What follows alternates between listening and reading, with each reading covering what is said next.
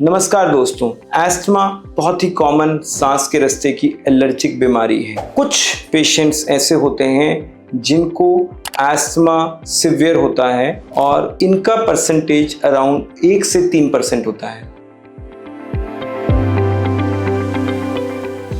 इन 1 से 30% पेशेंट्स जिनको severe asthma होता है, इनमें से कुछ पेशेंट्स को फंगस की वजह से एस्थमा होता है, जिसको हम बोलते हैं फंगस एलर्जी की वजह से एस्थमा। जो फंगस होती है वो हवा में होती है, it is all there in the air.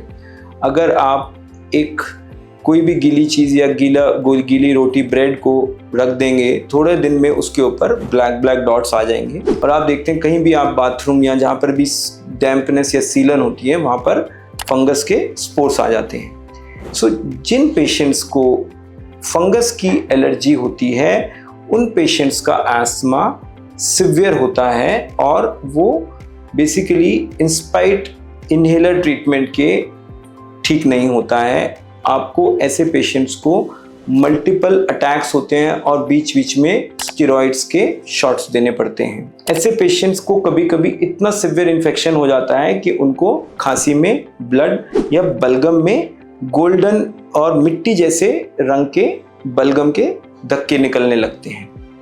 ऐसे पेशेंट्स के लंग्स में एक्सरे में निमोनिया पैच भी हो जाते हैं।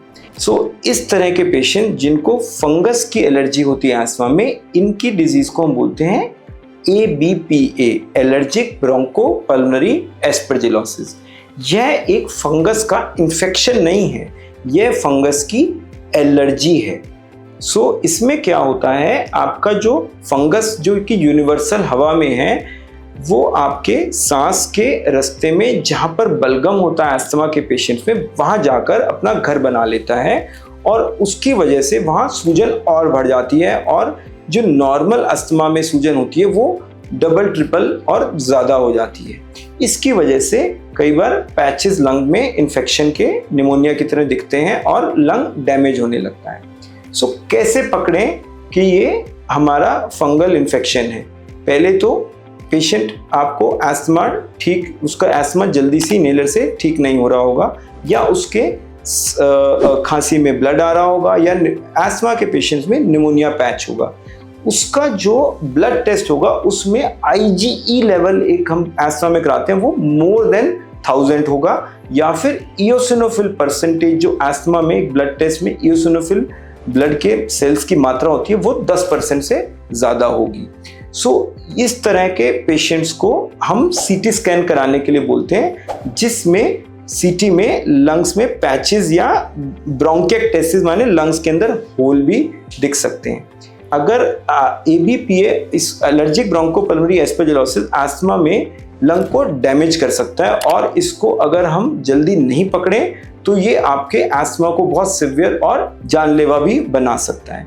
बट अगर ये पकड़ में आ जाए तो इसका ट्रीटमेंट बहुत इजीली संभव है।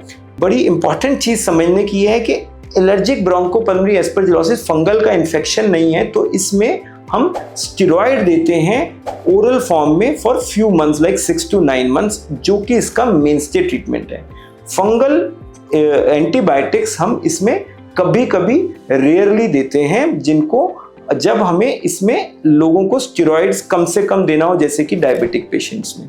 ऐसे ही हमारे पास 2-3 पेशेंट्स हैं जिनकी स्टोरीज अबाउट ABPA, कैसे उनका ABPA हमने पकड़ के उनकी जिंदगी को बेहतर किया। इन 2 पेशेंट्स की स्टोरीज हमारे जो एक सेपरेट वीडियोस हैं उनमें हमने दी है। आप नीचे दिए गए डिस्क्रिप्शन और लिंक पे जाके इन वीडियोस को, इन स्टोरीज को देख सकते हैं। अगर आपको कभी भी एस्थमा कंट्रोल नहीं हो रहा है और अगर घर में आसपास सीलन है या इवन सीलन नहीं भी है, और जैसे हमने अभी बताए लक्षण, खांसी में खून, बलगम की गांठें, IgE लेवल मोर देन 1000, ऐसी कुछ भी दिक्कतें आती हैं, देन ये ABPA के कुछ लक्षण हो सकते हैं। अगर ऐसा कुछ होता है तो आप हमें wellness home clinic and sleep centre पे संपर्क करें। इसका पूरा समाधान किया जाएगा और इसका पूरा इलाज अवेलेबल है। धन्यवाद।